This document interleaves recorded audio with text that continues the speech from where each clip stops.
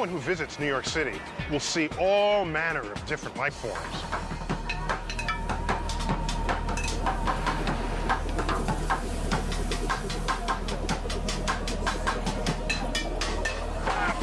And you don't have to look far to realize that our planet is teeming with a diverse population of living creatures.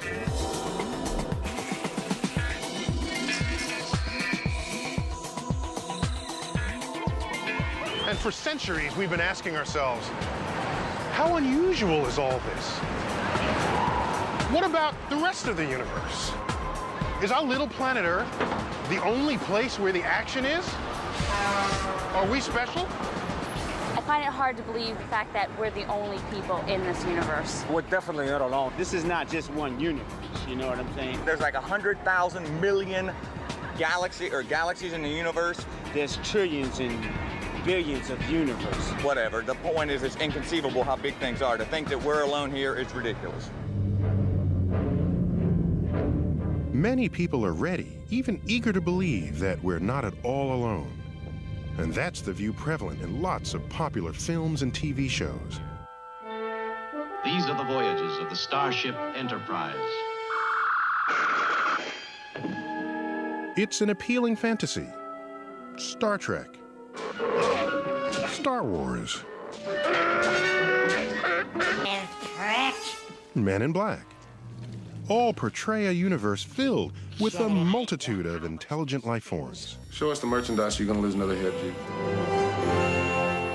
Sometimes they're friendly, and sometimes they're not. Screenwriters have come up with some pretty interesting behaviors for their extraterrestrials. What's up? But they often ignore some basic principles of biology.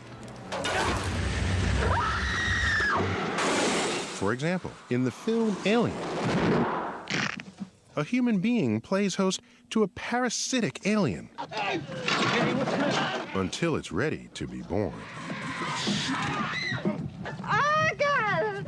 This has long bothered biologist Jack Cohen. Alien is not concerned with the biology. You can't have a creature living in your chest, which is bigger than your heart, and you don't know it's there, and your immune system isn't turned on, particularly if it's never seen a human being before. It doesn't work biologically. But it works as a film, because you see the thing coming out of the chest, and it's exactly what they want. It's a horror film. Another classic horror image of extraterrestrials shows them as giant insects, the alien of choice for the film Starship Troopers. Fire! But according to the laws of physics, this kind of anatomy is impossible. It's like bringing a mouse up to be the size of an elephant. Its little thin legs wouldn't take the weight and they would break. You have to redesign. And it's a lot easier to have a terrifying film with giant ants.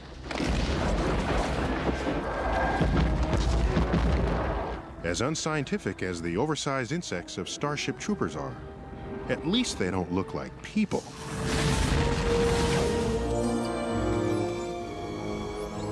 By far, most films, even the ones with huge special effects budgets, depict aliens that actually look like they evolved on Earth because they have faces that resemble ours.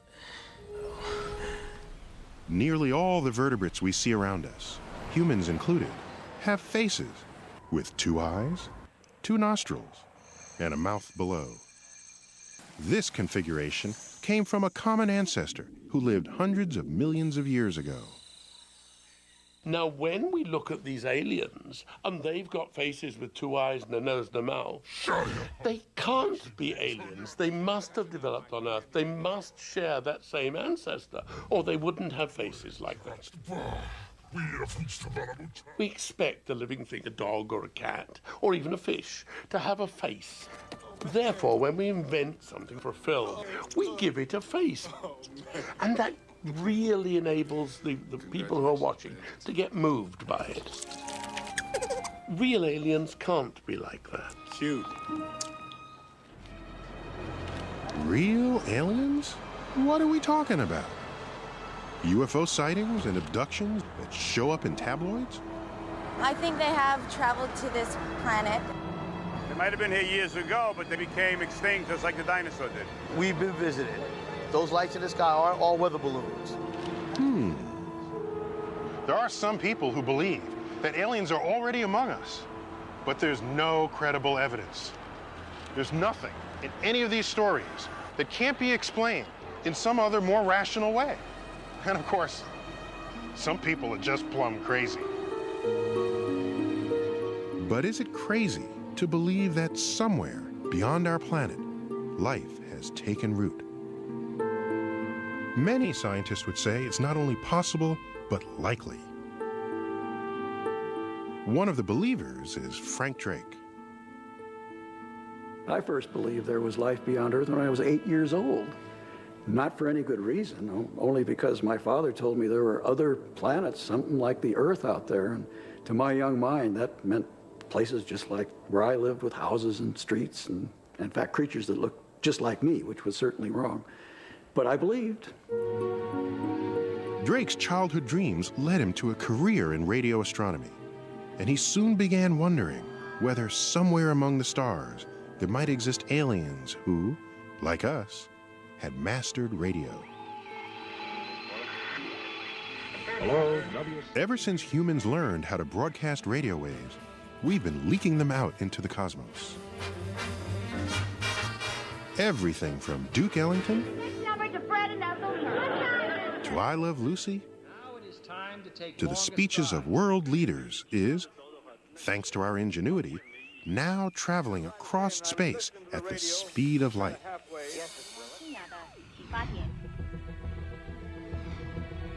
Drake reasoned that if aliens were transmitting radio signals of their own, we might be able to detect them. And so he created the first experiment for SETI, the search for extraterrestrial intelligence. It's now survived an on and off and a second For on. decades, SETI astronomers have been scanning the stars of the Milky Way galaxy, searching for signs of advanced alien civilizations. Their goal is the ultimate prize in the life-finding game. Someone out there we can talk to. So nothing to do but sit here and wait for them to call. And on cue, they've called. SETI faces enormous challenges, not least of which is the sheer size of our galaxy. The Milky Way has hundreds of billions of stars, swirling in a giant spiral about 100,000 light years wide. That's 600 quadrillion miles. So what are the chances of finding intelligent aliens in all that real estate? Early in his quest, Frank Drake came up with an equation to guide him. Actually, I first invented the equation as the agenda for a meeting. It seemed pretty obvious. This was a meeting about life and space, and I asked the question, what do we need to know about? And I realized if you multiply them all together, you get the number n. The now famous Drake equation lists the different factors we need to know to predict n, the number of intelligent, detectable civilizations in our own Milky Way galaxy.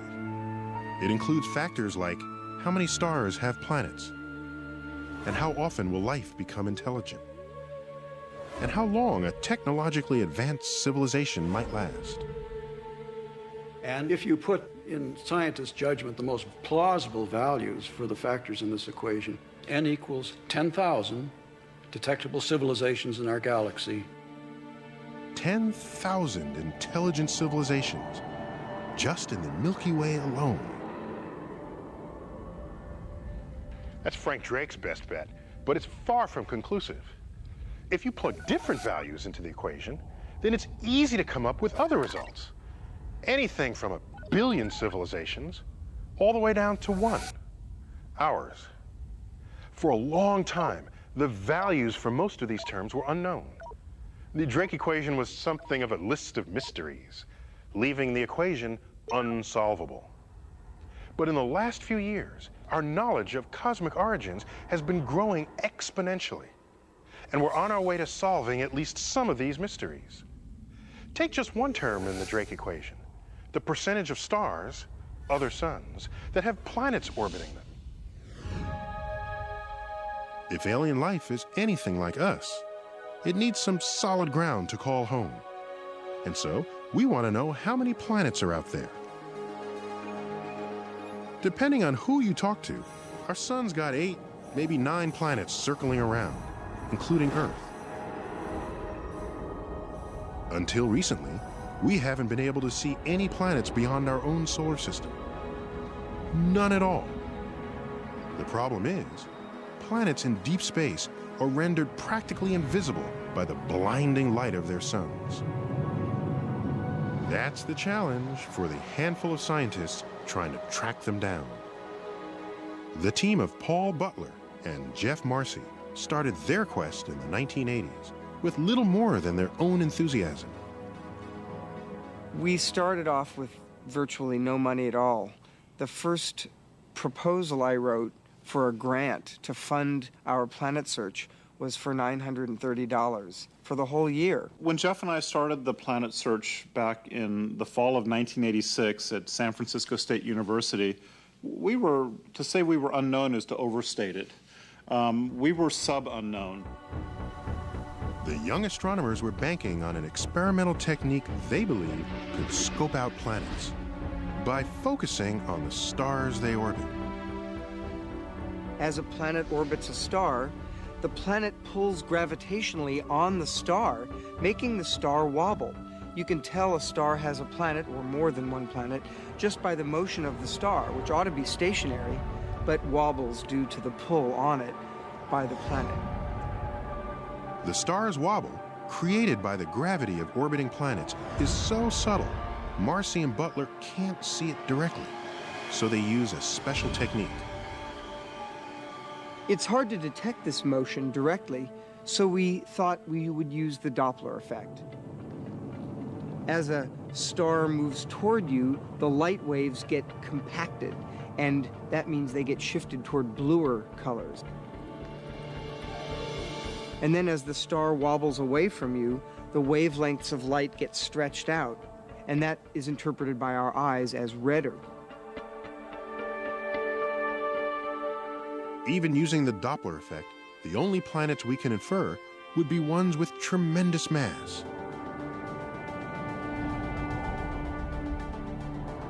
Marcy and Butler were confident that they had the best method for hunting down big planets and hoped they'd be the first to succeed when the unthinkable happened.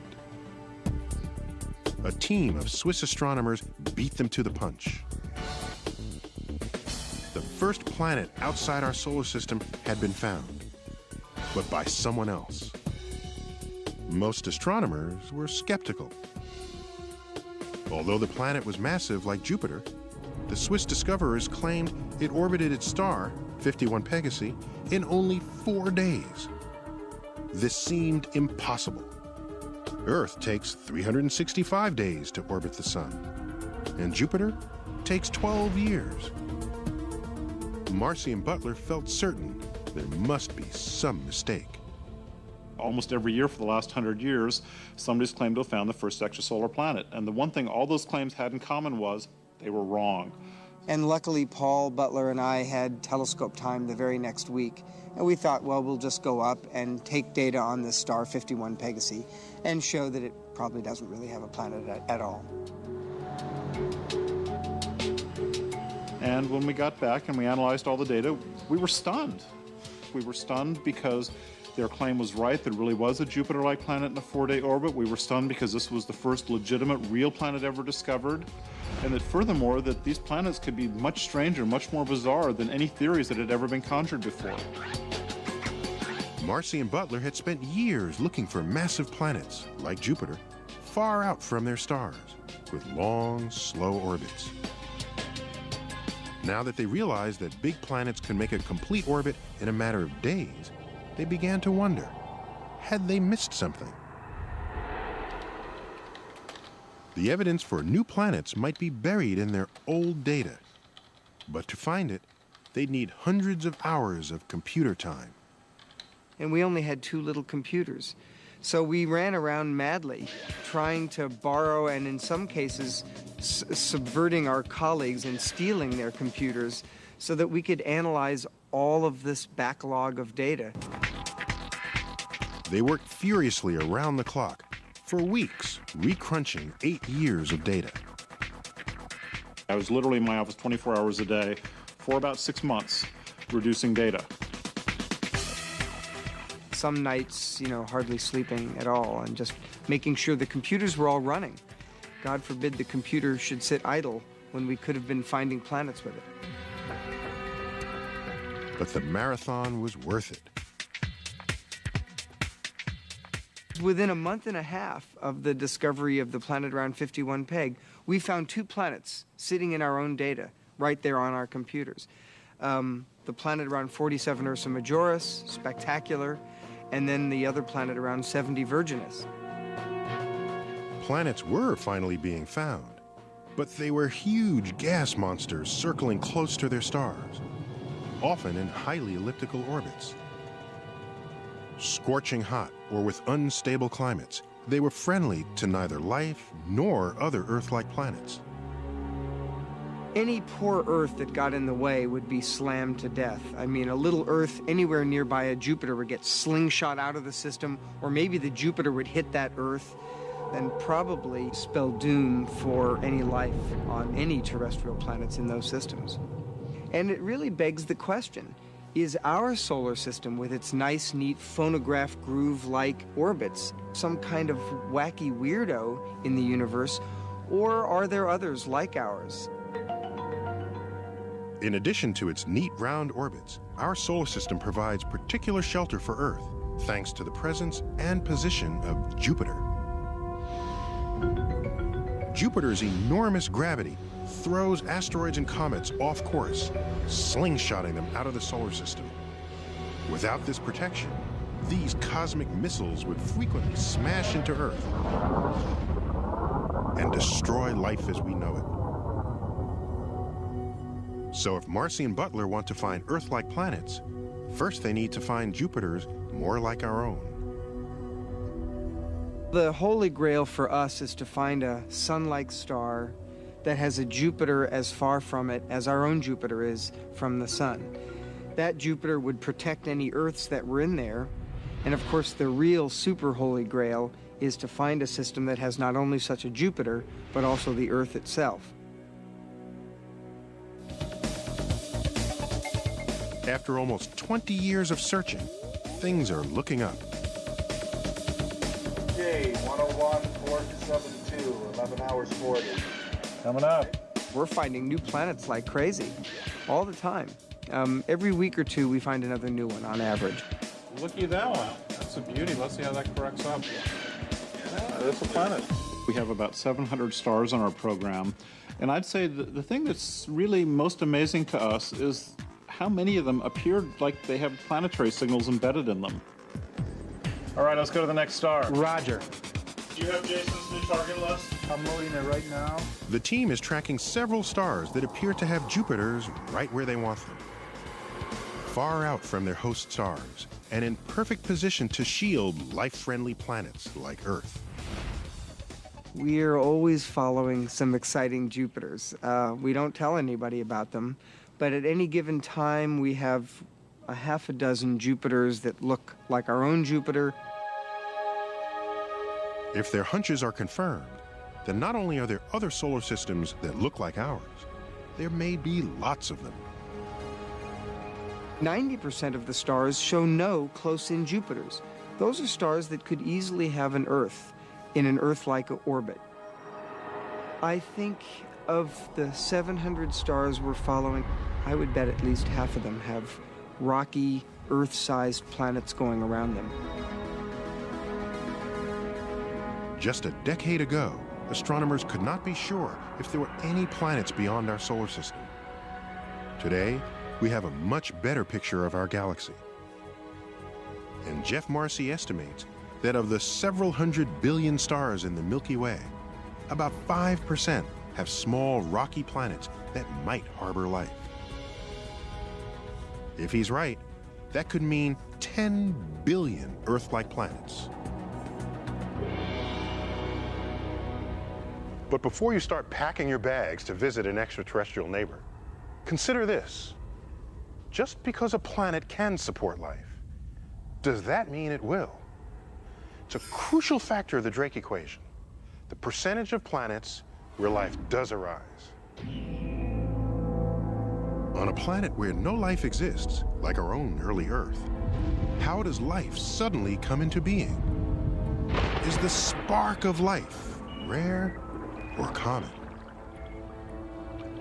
25 years ago, most people, when they thought about the origin of life, thought in terms of inherently improbable reactions that would actually occur because of the fullness of time.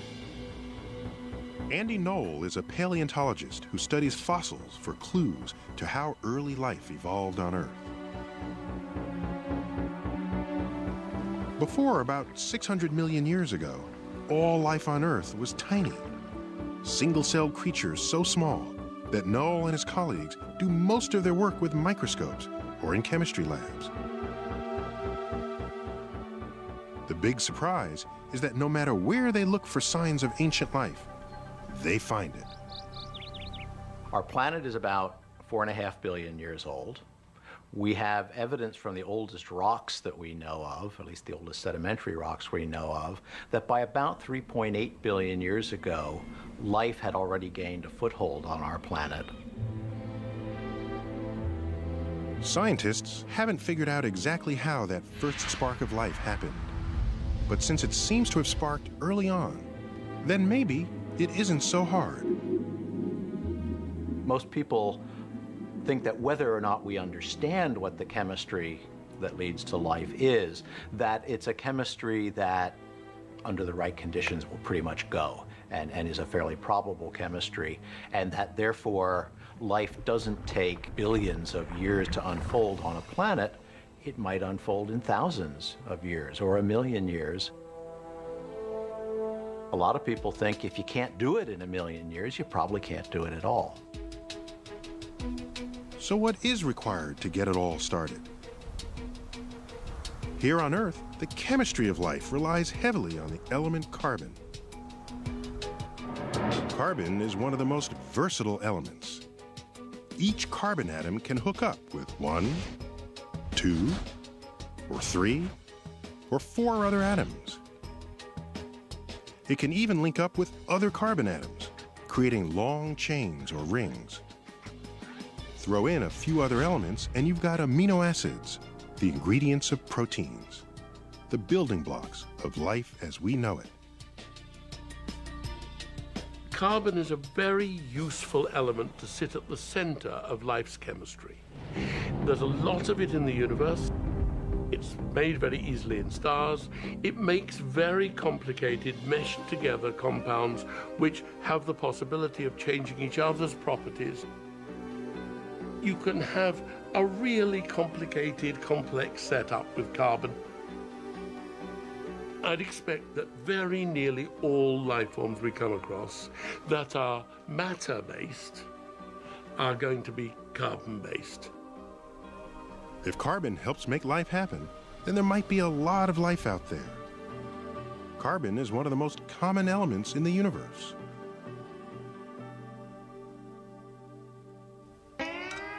So if it's got carbon, what else does life need?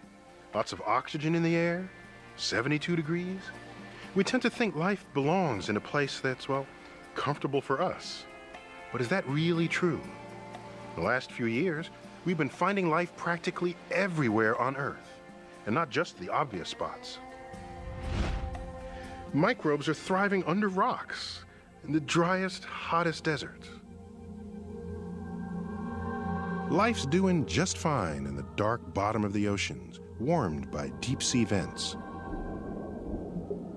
And now, life is turning up in some of the coldest, bleakest conditions imaginable, including the ice sheets of Antarctica and Greenland. So now that we've found life, not just surviving, but thriving just about everywhere on Earth, suddenly, it's looking more likely that life might thrive in lots of places beyond Earth. even if we would find them a bit uncomfortable.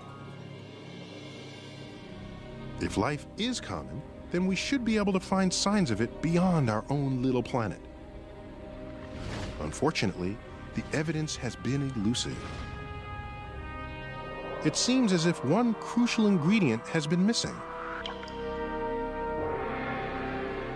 The most important requirement for life is liquid water.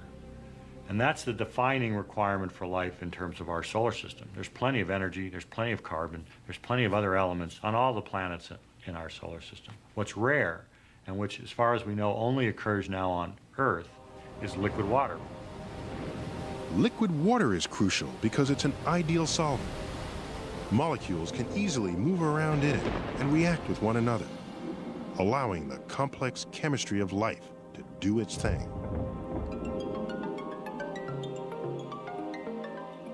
For years, it seemed that Earth, with its oceans of liquid water, was an oddball and perhaps the only place in the solar system where life had ever thrived.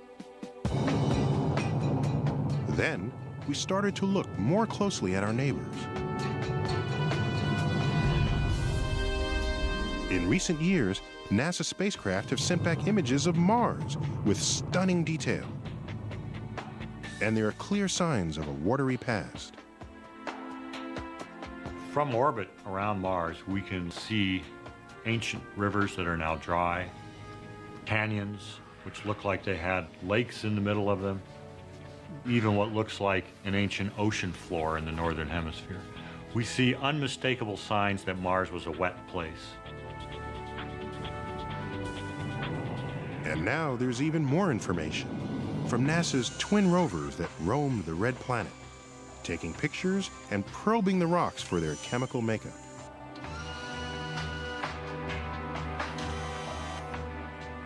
The photos reveal clear sedimentary layers in the Martian rocks, and chemical analysis shows they must have been laid down in the presence of water. Mars might be too cold and dry to harbor life today, but if water was once there, then perhaps life was too. And now there's hope that life may thrive even farther out in the solar system. I think Mars is the #1 candidate for the search for life beyond the Earth, especially if we're going to find it soon. But we do have a backup plan. And in this case, the backup plan is Europa, one of the moons of Jupiter. A little smaller than our moon, Europa is covered with ice. But there are cracks in its surface, perhaps signs of ice sheets floating on a deep ocean of liquid water. What might be melting the ice is internal friction, created by the gravity of Jupiter and its other moons. Europa's ocean is suddenly considered a potential home for life. The places where life can live and exist are far more extensive than we used to imagine. We used to think a life-bearing planet had to be just like the Earth. And a little closer to the sun, it would be too hot, a little farther away, it would be too cold. And now we realize, oh gosh, there's a place which has an ocean with 3 times as much water as the ocean of Earth. And the water's warm. And that's way out in the solar system where we used to think the temperatures were ridiculously low. There could never be life there. So the likelihood of life existing on planets and space has just gone up enormously. So even though we've yet to find life elsewhere in the solar system, or beyond, we're getting more optimistic that life may be widespread. But if life is common in the galaxy, what kind of life would it be? Is it merely the kind of life we had here for about 3 billion years? Microorganisms happily brewing away, with nothing bigger or more interesting than bacteria? Or is it the complex plant and animal life we find in our oceans, of all shapes and sizes? Or could it be what SETI is banking on? Intelligent life that builds cities, computers, and radio transmitters. We now know that the way we got to this, from something like this, was through evolution. Does that mean evolution would work the same way wherever life appears? Frank Drake thinks so. Once you have life, evolution goes to work. Life is very opportunistic. It expands, it finds ways to survive, it finds ways to cope with changing environments. And in the process, it becomes more intelligent. And in the long run, you end up with something like us, exploiting technology to live in even more inhospitable habitats. Drake's optimism shows up in the estimates he's plugged into his own equation. His guess is that wherever life arises, it will evolve into intelligent life 10% of the time. Not quite inevitable, but a fairly common outcome. It's hard to know how likely or common intelligence is when it's shown up so recently in Earth's history. So the short history goes like this: life early, but the familiar life that we think of, plants and animals, that is really a relatively recent development on this planet. And intelligent life, people like ourselves, technologically competent humans, that's just a snap in the full history of the planet.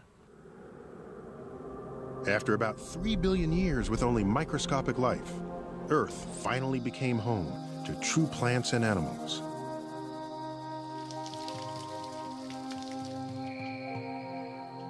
And after another 500 or 600 million years, we came along. One of the major mechanisms for all these changes has been DNA, the long chain of molecules that carries the blueprint for every living thing. Every time a cell divides, its DNA makes a copy of itself. And in that copy, there are often some mistakes. Sometimes those mistakes result in an animal or plant that's more successful than its parents. It's these kinds of mistakes that have allowed the tree of life to branch out in so many directions, creating the great diversity we see on our planet.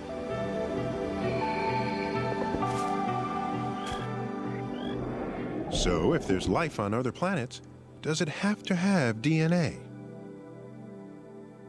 Would aliens have DNA? Well, I would be surprised to find aliens with DNA as their heredity, because DNA is a useful molecule. It can replicate, it can do the mirror image bit, it can do the... It's a very useful trick, but other chemicals can do that. And I'd be surprised if aliens latched onto the same one that we did. To get from microbes to complex animals and intelligent life, you might not need DNA. But there's one ingredient that could be absolutely crucial for the evolution of intelligence. And it may be the rarest of all: time. Some scientists say that the key to our evolution was Earth's long and relatively peaceful history. Among them is paleontologist Peter Ward. In this big galaxy of ours, hundreds of billions of stars, surely Earth is repeated many places, many times. Why not? Well, I think that the question is, how much time do we have? For instance, we got to intelligent organisms on this planet after 500 million years of animal life. So you've got a long period of time. Now, that doesn't say you couldn't get it sooner in other places, but you still need finite periods of time. And to me, that is the major argument against there being intelligent civilizations. You can't go from a bacterium to an intelligence in 1 million years, maybe not even 10 million years, probably not even in 100 million years. How many other planets are going to have such long periods of time? Not many, I think. In the 500 million years when intelligence was evolving, Earth's plant and animal life might have been pushed back to square one. Single-celled organisms with one catastrophic event.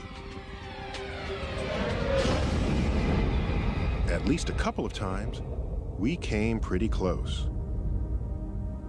This crater, about 1 mile across, was made by a meteor that plunged to Earth nearly 50,000 years ago.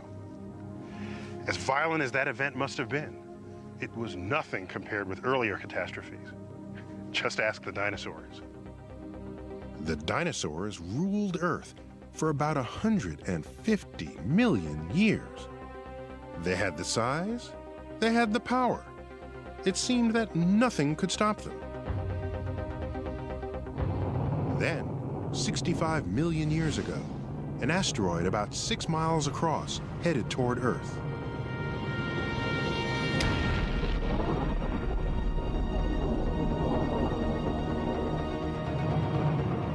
In the aftermath of a collision of epic proportions and widespread volcanic eruptions, as many as 2/3 of all living species were wiped out.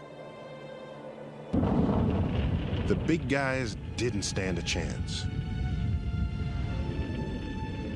Among the survivors were little mammals, and with the dinosaurs conveniently out of the picture, they thrived. Over the eons, their descendants evolved into lots of different animals, including primates, including us. That's how we got our start. But what if you turn back the clock? What if that asteroid had taken a slightly different course and missed Earth completely? Little mammals may have never gotten their chance because the dinosaurs could still be in charge today. And instead of me, one of them might be hosting this show.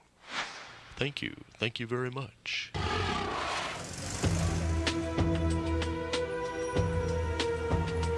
In some ways, we owe our existence to serendipity. And some argue that this makes the evolution of intelligence far less likely.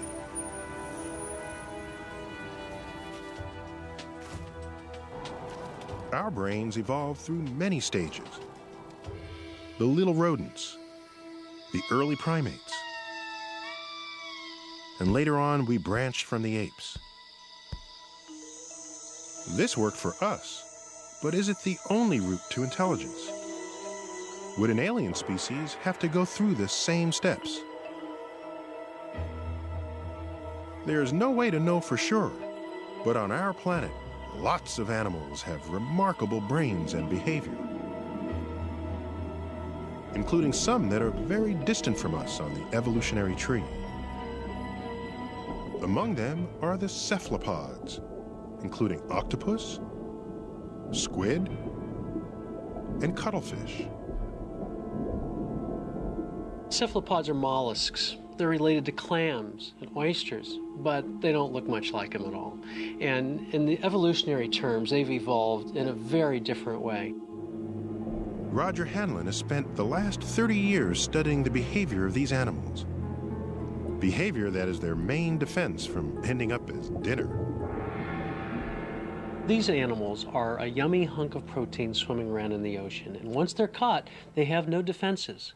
So they have to have a good primary defense. That's camouflage. Don't be seen. You can move over to this tank here. In the lab, Hanlon and his team study how cephalopods, like this cuttlefish, control and change their skin patterns. It's taking that visual information and translating it to the skin on the back. This is beautiful. Look at that perfect white square. To see how they apply their tricks in their natural habitat, Hanlon tails them with his underwater camera. His biggest challenge, finding them in the first place. Octopus and cuttlefish have an uncanny ability to completely disappear into the background. We all think of the chameleon as sort of the king or queen of color change, but that's not true. A cephalopod can show many more patterns and can show them instantaneously. An octopus can be so camouflaged you literally cannot see it. So every place they go, they are morphing into something that looks a lot like that environment. So here's the scene. You've got a rock with algae all over it. There appears to be nothing there except the swimming fish going by. Okay, so take a look here and just watch for a moment. And there it is. Whoa. Isn't that amazing? This animal was completely camouflaged on that rock, and suddenly it was there.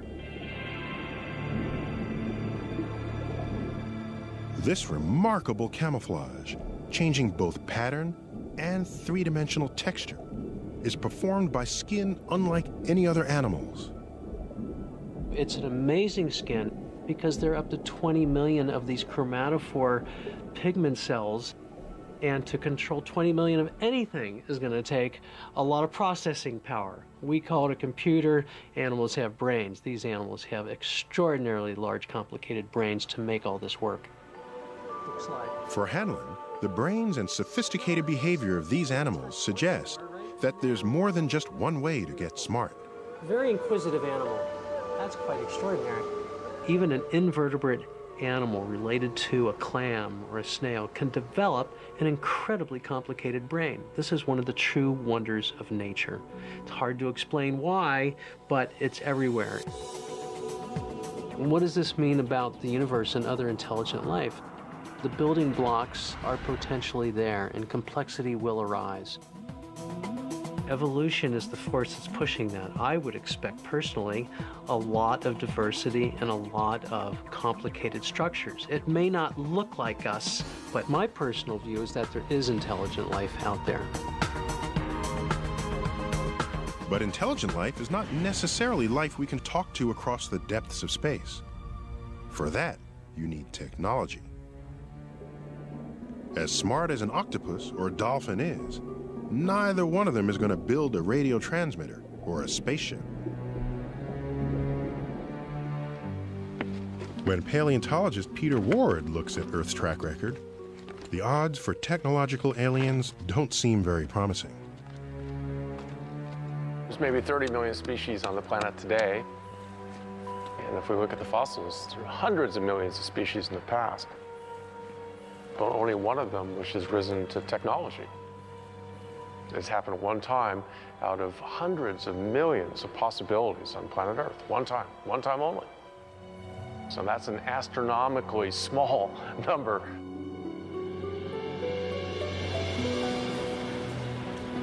Here on Earth, we are the only species that has mastered technology. Since it's so rare here, should we really expect technology to be common among the aliens? Many would say no. But the folks at SETI continue to hope. Now, Tom, look at this one, because Searching for alien signals night after night can test anyone's patience. Unless, of course, you find one.